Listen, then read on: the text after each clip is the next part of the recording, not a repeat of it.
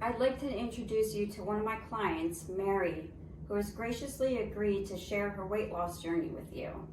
She has also written a series of blogs about her journey, and I'll put links to those in the description. Don't forget to hit the subscribe button to my channel. Hello, Mary. So tell the audience a little about yourself, like who you are and where you are in your weight loss journey. Well, first of all, thank you for allowing me to do this interview. As Kristen said, my name is Mary. I'll be 72 years old this summer. I have 2 wonderful children and 2 amazing in-laws, a daughter-in-law and a son-in-law. I am married to the same person for 50 years. Well, I'll be celebrating my 50th anniversary in June of this year. I have a great cat named Max, who is 9 years old, and I started this weight loss journey about 8 months ago, and I'm really glad to be here today to share with you what has happened during those 8 months. Okay, can you briefly summarize your dieting history for us? Okay. Big question. Yeah, big question. I would say I first became really serious about dieting when I was getting ready to be married, again, almost 50 years ago. I went to, and this is kind of difficult to talk about, I went to a diet doctor in Philadelphia, and I got in line with a lot of other, basically women, and we stood outside his office and lined up around the corner every week to get our pack of diet pills. When I think about it now, it's frightening. I didn't even know what those pills were. And I didn't even take all of them because I felt really sick, but I did take them. And I believe I became addicted to them. So, and I did lose some weight, but not an appreciable amount of weight. But I started to feel really ill. But I went every week and along with everybody else and got our little pack of diet pills. Do you have any idea what those pills were? Now, looking back, I'm going to say they were amphetamines and barbiturates, and I think a water pill thrown in there. None of it was ever explained to me. It was just take this pill before this meal, take this pill when you go to bed, take these pills throughout the day. Anyway, I became ill. I went to my family doctor, showed him the pills. He looked at me and he said, "Stop. You have to stop this. You're going to be very sick if you continue to do this."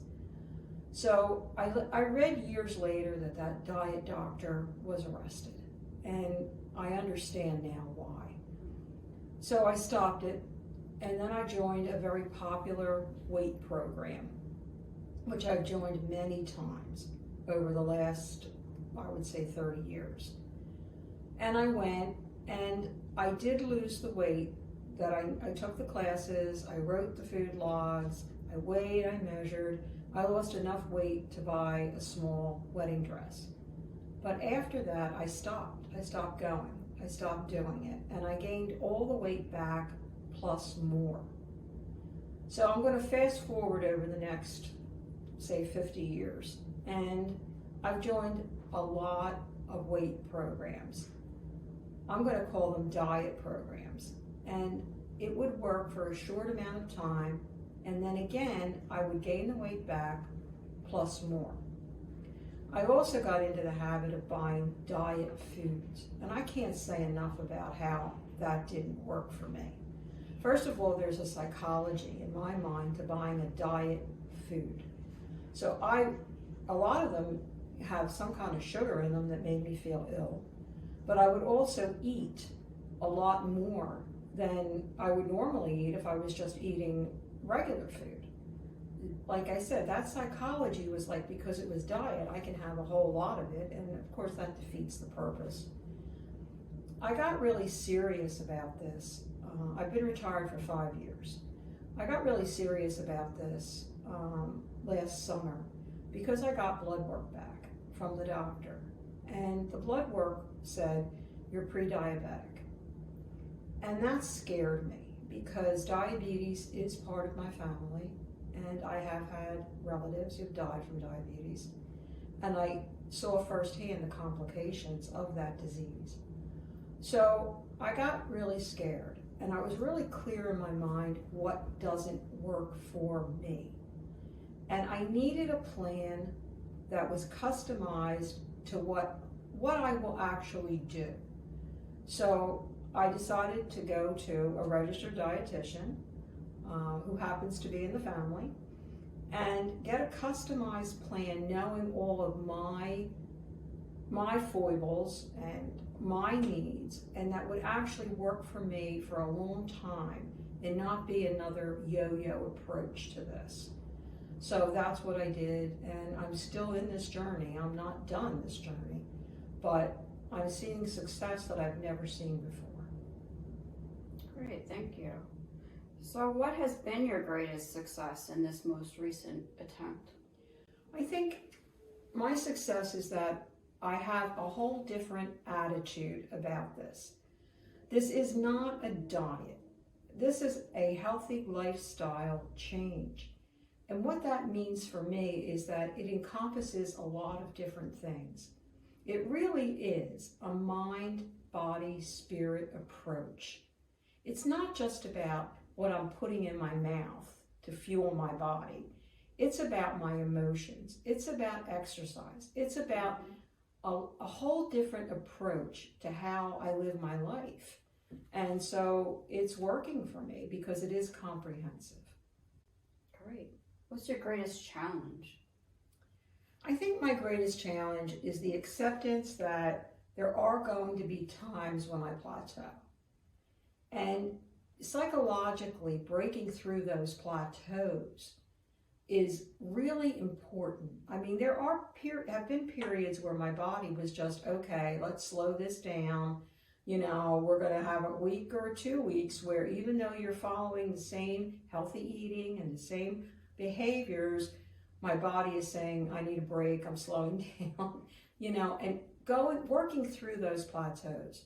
And every time I've had a plateau, I've talked to my registered dietitian, and there have been things we've tweaked, there have been things that we've adjusted, and there also was a conscious understanding, are some of my other behaviors breaking through? Some of the other things that I did to sabotage myself, are they breaking through without my even being cognizant of it? And so once I really sat down and said, okay, you know, what are you doing? Are you drinking enough water? I'm really good about the exercise, but are you drinking enough water? Are you overeating? Are other things slipping into this? And when I saw that, yeah, there were times when it was, I made adjustments to get back on track. It really was about not giving up. That's really what it was, and understanding that it's a journey, you know, that's going on, and I'm fine with that. Yeah, sometimes those things can happen with you not even being aware. It's crazy how that can happen. Well, and don't forget to hit the subscribe button to my channel if you're enjoying this interview, and you'll be able to see all the great content that comes out.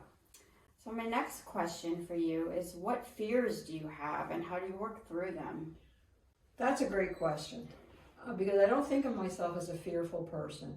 I don't want to be sick. I mean, that is a fear. But I think the fear is, am I going to gain this back? Am I going to just get up one day and say, okay, you know, I don't want to do this? So I tried to face that fear this week when I was looking at my clothes for the spring. Nothing fits from last year. I mean, I'm at least 3 sizes lower than I was last spring and last summer. So it was so difficult for me when I was going through the closet, I tried everything on, and I said, oh my goodness, this, I got to get rid of this. It took a real effort to get rid of those clothes, because there was still that nagging fear in the back of my mind. What if I wake up one day and I don't want to do this anymore? And then I thought, do you really want to be unhealthy again? I mean, is that what you're saying? I really want to be unhealthy. I really want to have disease, diabetes in my future. Do I really want that? And so going through those clothes might seem silly, but it wasn't. Sorting them and saying, okay, here are the really large sizes that don't fit. Here are the next size that doesn't fit, and here's the third size that doesn't fit. You need to let them go, They represent the past. They don't represent the present. And I don't want them to represent the future. So that was a challenge for me. And it was emotional for me. Sure. Because it made a statement to myself about how I want my future to look. Yeah, I'm sure that was a scary moment. It was. Yeah, good They're for not you. here anymore, so I guess Good for you. I did it. Congratulations. Thanks. If you could give any advice to yourself when you were 20 years old, what would it be? First and foremost, don't go to a diet doctor. Don't take those pills. Don't get on that track. Don't think there's an easy way to do this. I mean, it's really about thinking in terms of, do you want to be healthy? Do you want to be healthy? That's the bottom line. Do you want to be healthy? You think when you're 20, you don't really understand that decisions you're making then are going to affect your health when you're 70. You really don't. I mean, your body uses food as a fuel. And when you're mistreating your body, it's going to let you know as you age. So you need to make decisions throughout your life, understanding how it's going to affect your body and how it's going to affect your health. And that isn't what a 20-year-old was thinking. I was thinking of getting into a small-size wedding dress. I wasn't thinking that these diseases run rampant in my family and that I'm setting myself up for that same path by what I'm doing in my 20s. So it's really about respecting your body so that your body will hang in there for you so that you can live a long life and healthy life. What have you learned about yourself during this journey? I think I've learned that, I mean, there's that old adage, you know, you can't teach an old dog new tricks. Well, yes, you can. I've learned that as much as I've amassed a lot of knowledge over my lifetime, there's a lot of stuff I didn't know. I needed the help of somebody who had education in this field, who understood the whole holistic approach to this issue, and I couldn't do it on my own. And also, I learned about myself that I have to keep moving forward, that going backwards isn't going to work anymore. So I've learned that I needed help. I mean, I thought I knew a lot, but apparently I didn't know enough. Good for you. My last question is, what is the best piece of advice you have to anyone that's watching this video? I think cookie cutter approaches don't work. This is your life, your body, your choice. You're the one that's doing it. Nobody else is doing it. So you have to really get, in my opinion, work with somebody who understands that you are an individual. You're not a machine, and that you need something that works for you. I'll give you an example. I don't weigh food. I don't measure. I don't get on the scale every day. I don't keep a food log. I don't keep an exercise log. I don't do any of those things. Those things, to me, put more focus on the food than on my healthy lifestyle. It didn't work. When other programs which made me do that, I was just so totally focused on food. You know, is it a half a cup? Is it a quarter of a cup? I'm weighing, measuring, writing. It's a little obsessive. It does. It just put my mind on food too much. I do a program that's portion control. That works for me. Mm-hmm. I also am not hung up with the scale. I don't weigh myself every day.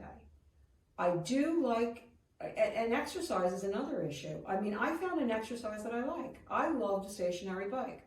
I have an iPad. I have books on the iPad. So I read. Mm-hmm. I love to read. So I've combined two things that work for me. I know I need to expand that. I need to get involved with weights more, to tone up, and I'll do that. But it was more important for me to understand that I needed to work with somebody who could give me something that worked for me. But in the end, no matter how great the person you're working with is, it's your choice what you do. It's your choice whether you follow the advice. It's your choice whether you keep your appointments or you cancel them. Every time you say no to something, you're making a statement. So paying attention to what you're saying no to is just as important as what you're saying yes to. So my advice is to work with somebody who can come up with a plan for you and to keep going forward. You know, that's my advice.